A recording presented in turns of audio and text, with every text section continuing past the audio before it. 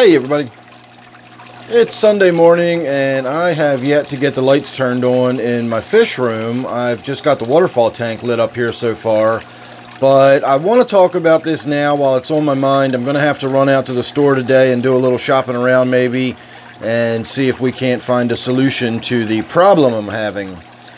A few days ago I noticed on my lemon tree, I have a little lemon tree that I keep sitting over here.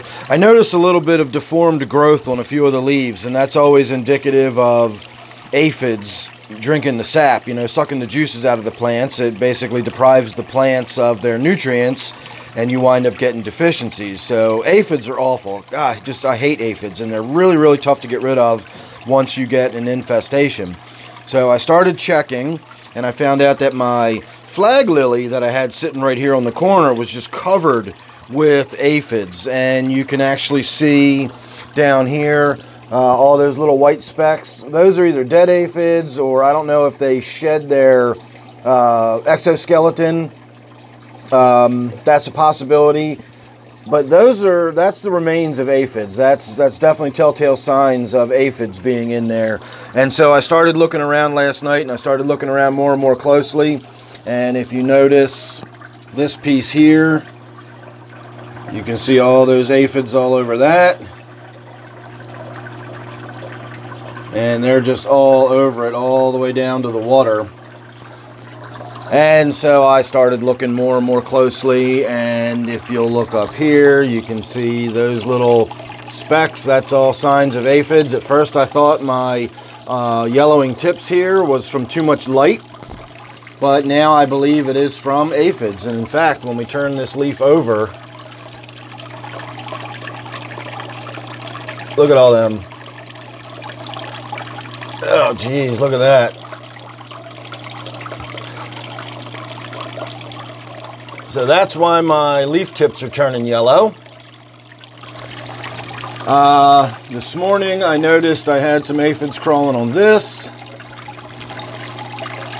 I saw some crawling up here on this stem, so that means this plant has probably got it. And in fact, I can actually see right here, you can see some aphids on it already.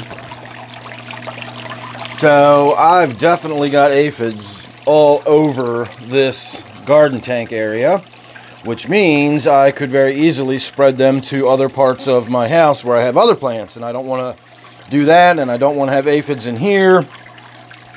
But I don't know what to do about how to treat them. Normally when I spray for aphids, I spray with soapy water. And I use just regular old household dish soap, just a surfactant.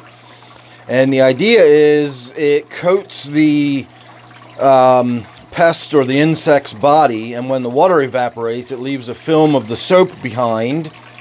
And that basically prevents oxygen, and the insect suffocates, and so on and so forth. So I've looked into some different options so far this morning. Natural pyrethrins apparently are extremely toxic to aquatic life, so pyrethrins are out. A lot of the things that we find to be non-toxic, like pyrethrins, that mammals and birds can metabolize very easily and very quickly, so while it's not necessarily good for you, your body just gets rid of it and kicks it out really quickly, and it's not really that big of a deal. And that's why pyrethrins are such a common pesticide that we use around pets and people.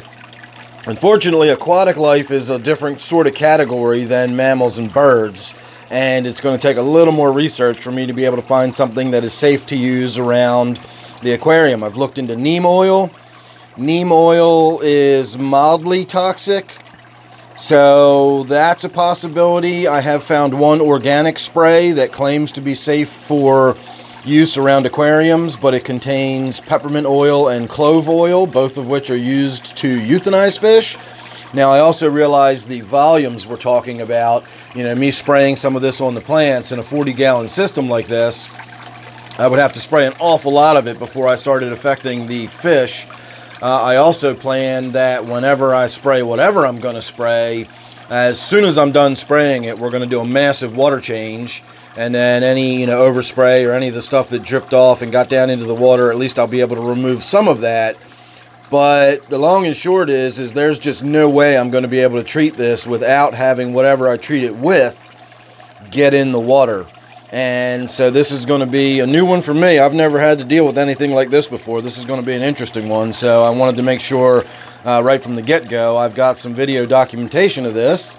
And I guess we're all going to get to go through the process of finding out what works and what doesn't. Hopefully we will find out what works without finding out what doesn't, because to find out what doesn't, that means we're going to have to kill some fish, and I really don't want to do that. So I need to get off to the Lowe's or the Home Depot or whatever garden center I can get to today and start looking around at what products they have available. And we're probably going to start with the gentlest, mildest, whatever I can find, and then we'll work our way up from there. I've even considered the natural remedy of getting ladybugs and putting ladybugs in here, ladybird beetles, depending on where you're from. Some people call them ladybirds. I always called them ladybugs. But they are vicious killers, and they have voracious appetites, and I know they look all cute and adorable and everything, but they are brutal. And if you've got ladybugs in your garden, you won't have little aphids or anything else. And that's a possibility. That's generally used in greenhouse type environments or stuff like that, because the long and short of it is I can't train the ladybugs to stay in the garden area here. And if I released, say, I don't know, a few hundred ladybugs into this, I'd be releasing a few hundred ladybugs into my house.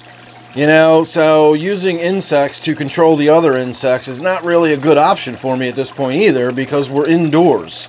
So this is really presenting me with a challenge. We've also got an odd variety of plants. We've got everything from sensitive mosses all the way up to hardy, hostas and everything in between. So I've got a good variety of plants. I've got semi-aquatic plants, and then of course we're doing all of this in a semi-aquatic sort of pseudo-aquaponic type system where the fish are an actual integral part of the entire system.